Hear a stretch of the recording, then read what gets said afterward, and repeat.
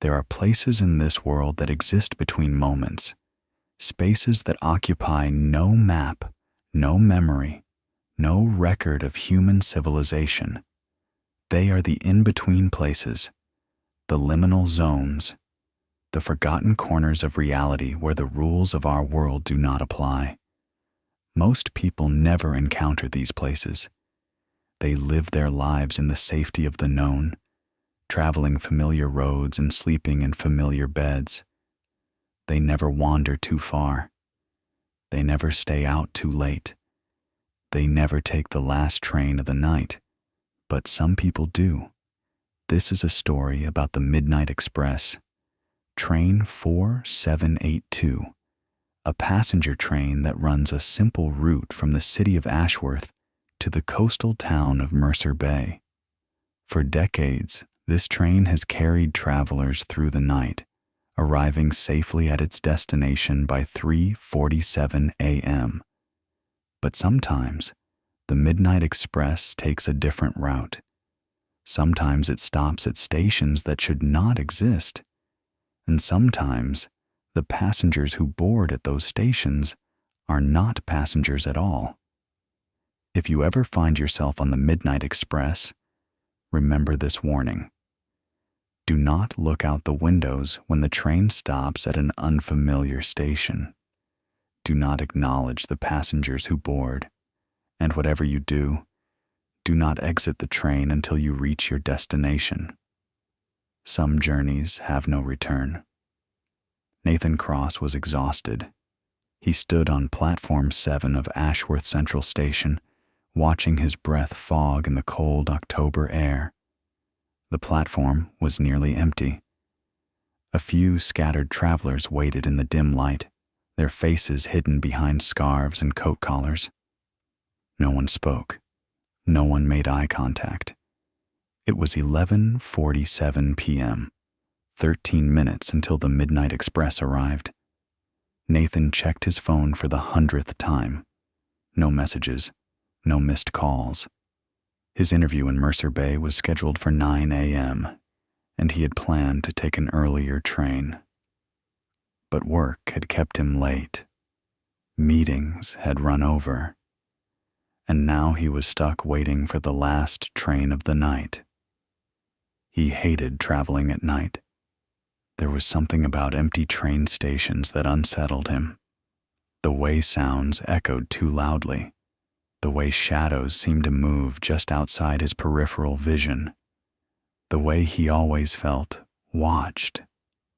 Nathan shook off the feeling and focused on the tracks.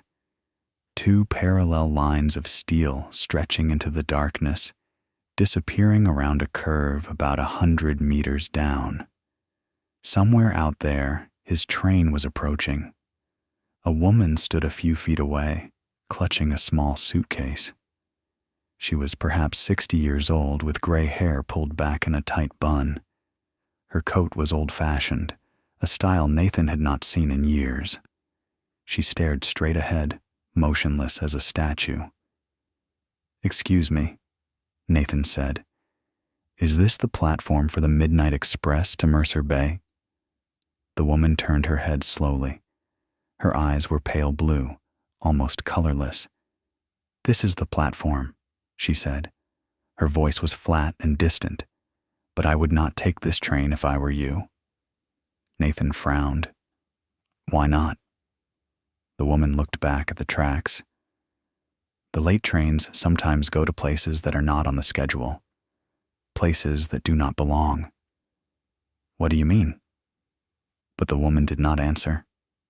She simply stood there, staring into the darkness, as if she had not spoken at all. Nathan felt a chill run down his spine.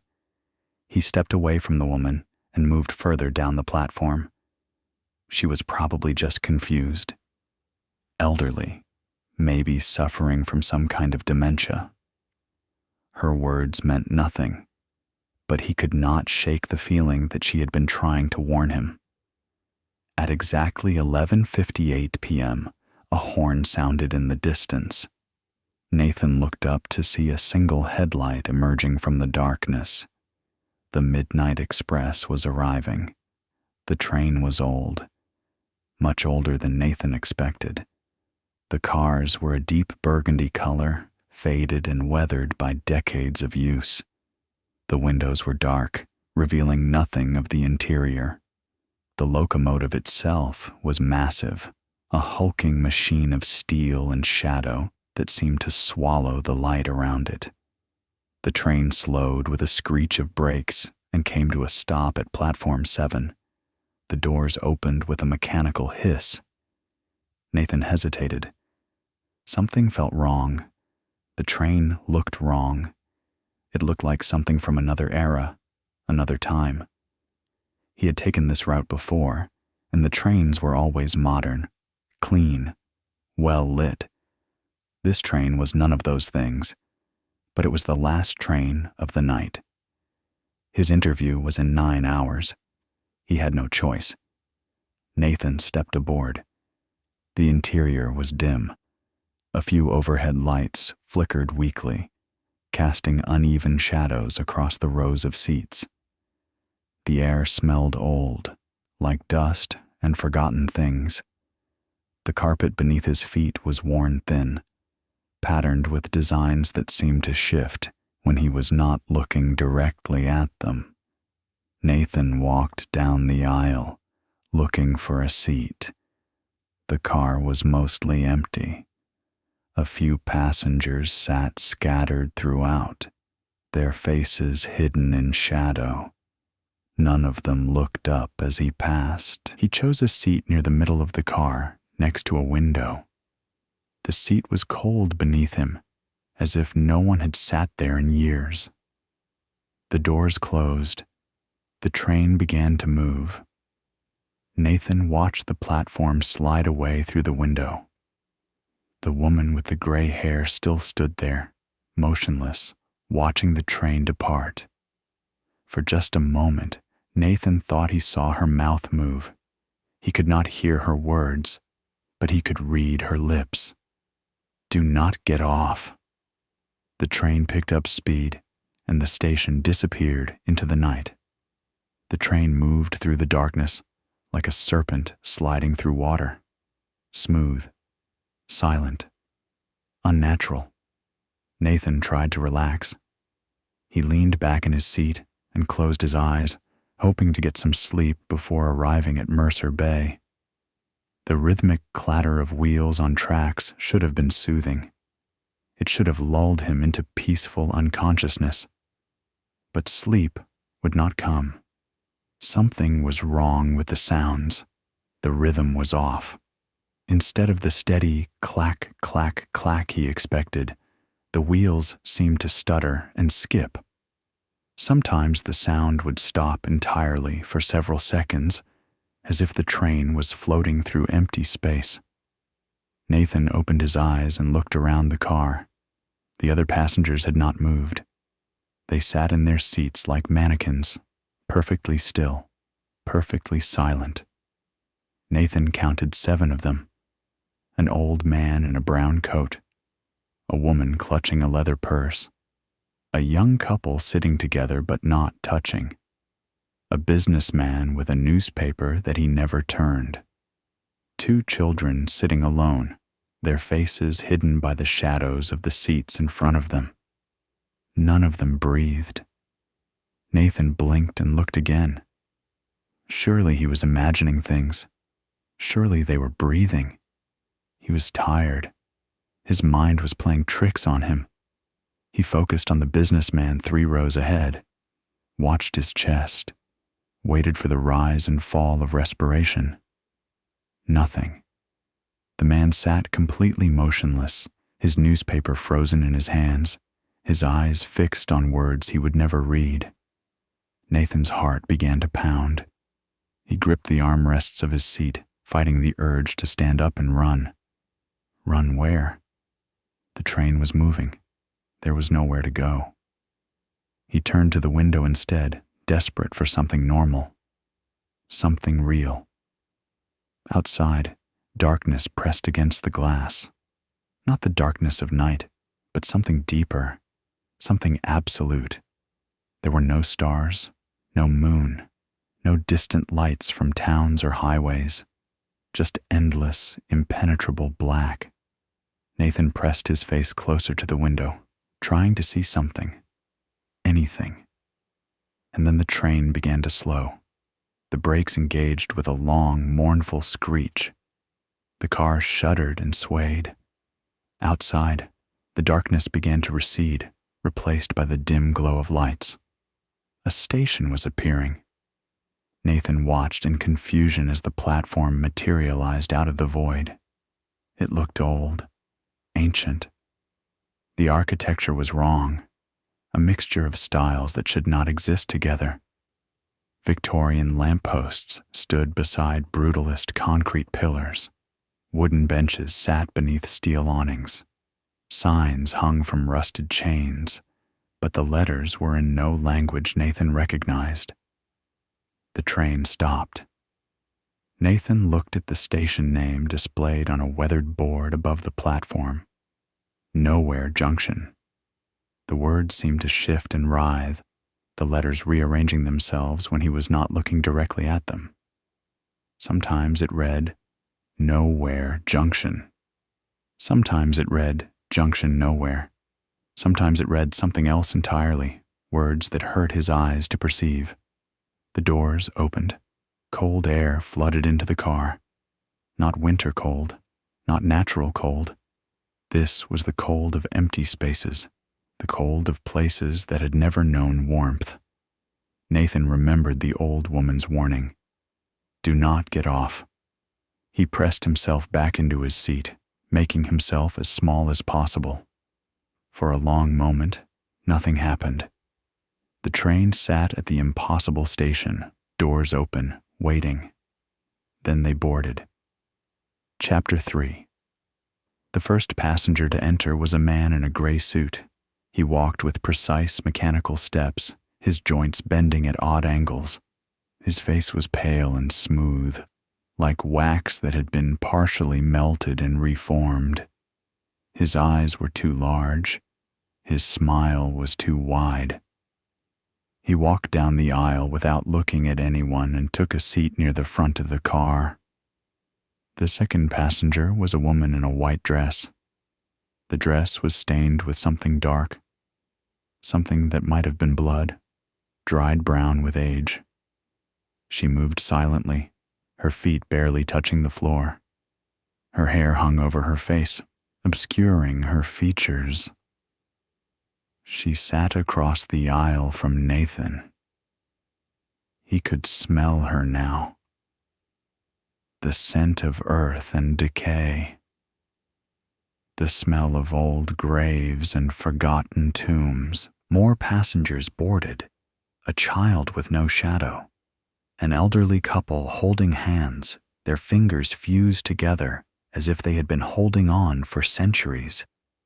A tall man who had to bend nearly double to fit through the door, his limbs too long and too thin. None of them spoke. None of them acknowledged each other or the passengers who had been on the train before. They simply found seats and sat down, becoming as still and silent as statues. Nathan counted 12 new passengers. The doors closed. The train began to move. Nathan realized he was holding his breath. He exhaled slowly, trying to calm his racing heart. This was a dream. It had to be a dream. He had fallen asleep on the platform and missed his train. He was dreaming about trains and stations and impossible passengers. Any moment now, he would wake up. But the cold air on his skin felt real. The smell of decay in his nostrils felt real. The weight of the woman's presence across the aisle felt terrifyingly real. Nathan turned to look at her. She was looking back. Through the curtain of dark hair, he could see one eye. Just one. It was fixed on him with an intensity that made his blood freeze. The eye was wrong. The pupil was too large, filling almost the entire socket. And it was not black. It was filled with stars. Nathan looked away quickly, his whole body trembling. He stared at his hands, at his feet, at anything except the passengers around him. The train picked up speed, hurtling through the darkness toward destinations unknown, and somewhere ahead, another station waited. Time moved strangely on the Midnight Express. Nathan checked his phone repeatedly, but the numbers made no sense. Sometimes it showed 12:15 a.m. Sometimes it showed 3:47 a.m. Once, it displayed a time that did not exist, 27:93. The screen flickered and glitched, displaying symbols instead of numbers, shapes that made Nathan's head ache. He put the phone away and tried to focus on survival. The woman in the white dress had not moved since sitting down. She remained perfectly still, her one visible eye fixed on some point in the distance. Nathan was grateful that she was no longer looking at him, but he could feel her presence like a weight on his chest.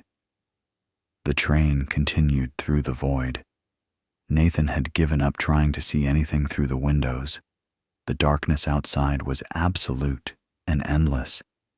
Sometimes he thought he saw shapes moving in that darkness. Massive shapes, things that dwarfed the train itself. But whenever he tried to focus on them, they slipped away. He needed to understand what was happening. He needed rules, structure, something to hold on to in this nightmare. Nathan looked around the car, studying the passengers. The original 7 had not moved or reacted when the new passengers boarded. They remained frozen in their seats, empty shells occupying space. But the 12 who had boarded at Nowhere Junction were different. They were aware, they were present, and they were wrong in ways that made Nathan's skin crawl. He noticed something else. The original passengers sat in specific seats, aisle seats on the left side of the car. The new passengers had taken aisle seats on the right side. None of them sat by windows. None of them sat next to each other. There was a pattern, a structure, rules. Nathan was sitting in a window seat on the left side. Was that significant? Was that safe? He thought about the old woman's words at the station. Do not get off. She had known something. She had tried to warn him. What else did he need to know? The answer came 20 minutes later, or 20 hours, or 20 seconds. Time had lost all meaning. The train began to slow again. Nathan's stomach clenched with fear. Another station, more passengers, more things that wore human shapes but were not human at all. He pressed himself against the window, trying to see the approaching platform. The darkness outside began to thin, replaced by a sickly yellow light that seemed to come from nowhere. The station materialized like a fever dream. This one was different from Nowhere Junction. The architecture was more modern but twisted and distorted. Buildings leaned at impossible angles. Staircases led to doors that hung in empty air. Clocks adorned every surface, hundreds of them, all showing different times, all ticking in different rhythms. The station sign read, "Yesterday's End." Below the name, smaller words were carved into the wood. All who exit here remain. The train stopped. The doors opened. Nathan watched the platform through the window. Unlike Nowhere Junction, this station was not empty. Figures stood on the platform in neat rows, hundreds of them. They wore clothing from different eras, Victorian dresses, medieval armor, business suits, hospital gowns, primitive furs and animal skins. They all faced the train. They all had the same face. The voice was his own voice, but flat, emotionless, dead. Nathan did not move, did not breathe, did not open his eyes. Seconds passed, each one an eternity. Then the footsteps resumed, moving past him, continuing down the aisle. Nathan heard a seat creak as the thing sat down somewhere behind him. The doors closed. The train began to move. Nathan opened his eyes and gasped for air. Tears streamed down his face. His entire body shook with terror. He understood now. The window seats were not just safe. They were claimed, reserved. The things that boarded at these stations had assigned places. As long as he stayed in a window seat, they could not touch him. But how many more stations were there? How many more passengers would board? And what would happen when every seat was filled? Nathan looked at the empty seat beside him. The aisle seat. His other self had wanted that seat. Eventually, something would claim it. And then Nathan would have nowhere to hide. It was a face Nathan recognized. It took him a moment to place it, to understand why it was familiar. It was his face. Hundreds of versions of himself stood on the platform, staring at the train with empty eyes. Some were younger, some were older, some were wounded, broken, decayed, but they all shared his features, his nose, his jaw, his eyes. Nathan's hand flew to his mouth to stifle a scream. One of the figures stepped forward. It was a version of Nathan that looked exactly as he did now. Same clothes, same haircut, same exhausted expression. But its eyes were wrong, empty, dead. It walked toward the open doors of the train. "No," Nathan whispered. "No, no, no." The figure stepped aboard. It walked down the aisle with slow, deliberate steps. Its head turned left and right, scanning the passengers, looking for something, looking for someone, looking for him. Nathan slid down in his seat, trying to hide behind the headrest in front of him. His heart pounded so loudly, he was sure the entire train could hear it. The footsteps grew closer. Nathan closed his eyes and stopped breathing. The footsteps stopped. He could feel it standing beside him.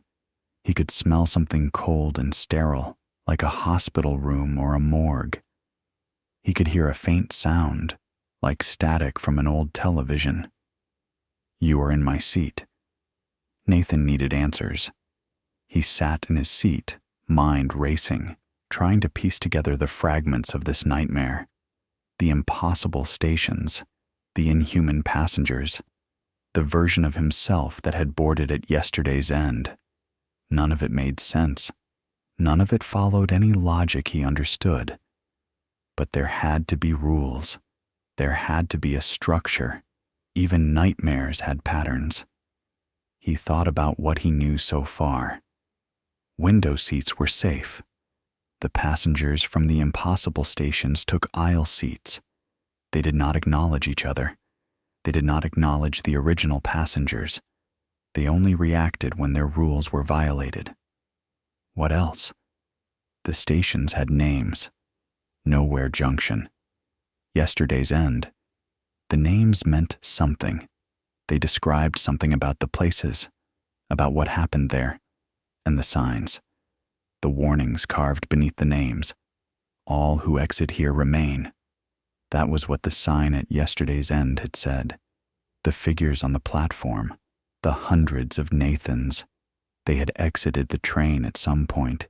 They had stepped off at the wrong station, and they had remained there forever, trapped, transformed into empty shells.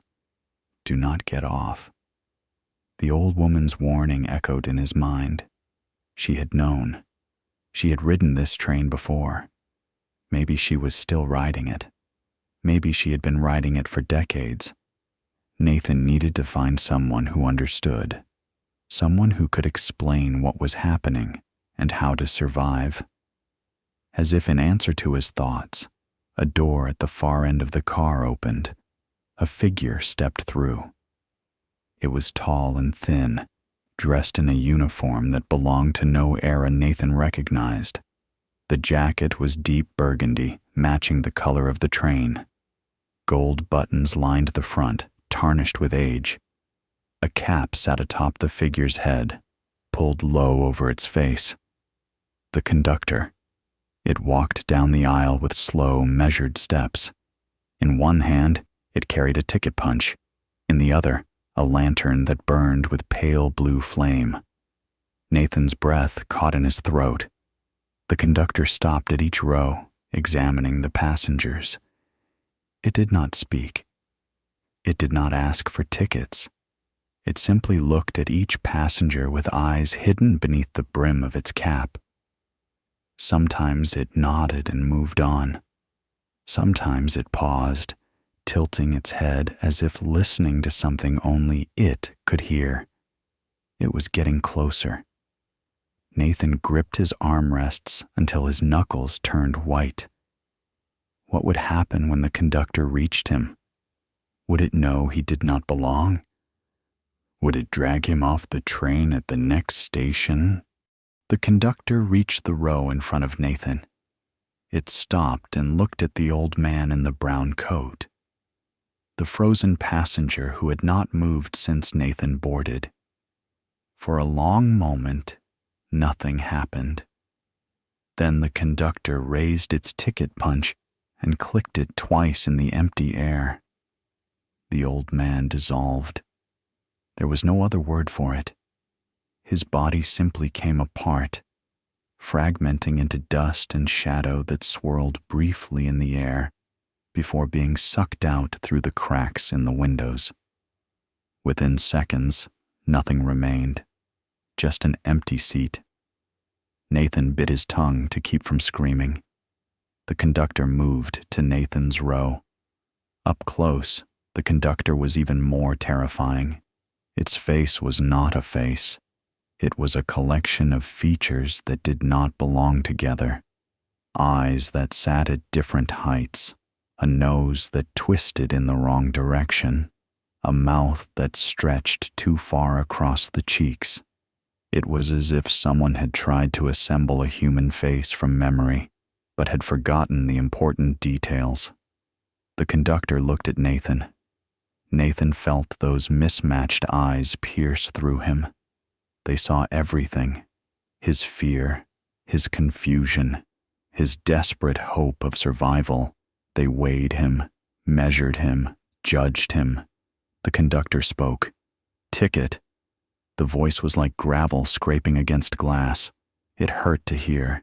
It vibrated in Nathan's skull long after the word was spoken. I don't have a ticket," Nathan stammered. I bought one at the station, at Ashworth Central. But I don't." He fumbled in his pockets. His fingers found nothing, no wallet, no phone, no ticket stub. Everything he had carried was gone. The conductor waited. "Please," Nathan said. "I just want to get to Mercer Bay.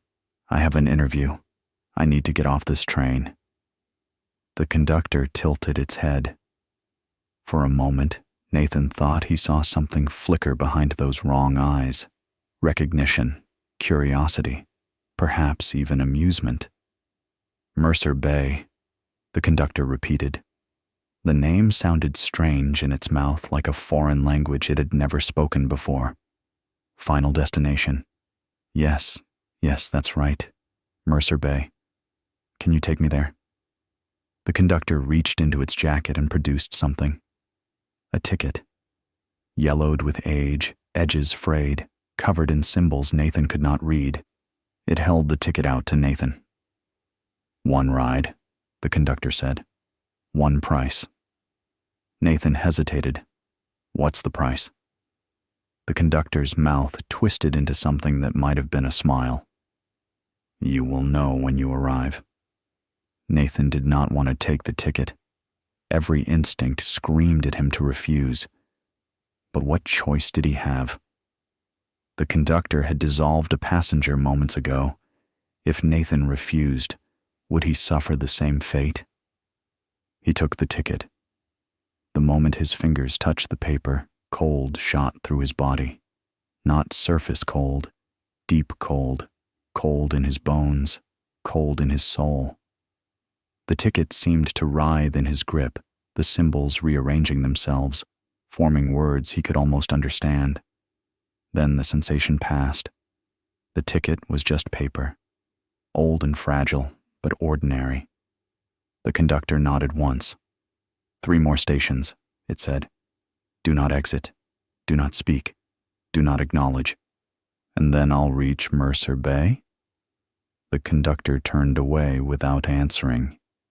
It continued down the aisle, checking passengers, occasionally clicking its ticket punch and reducing them to dust and shadow. Nathan looked at the ticket in his hand.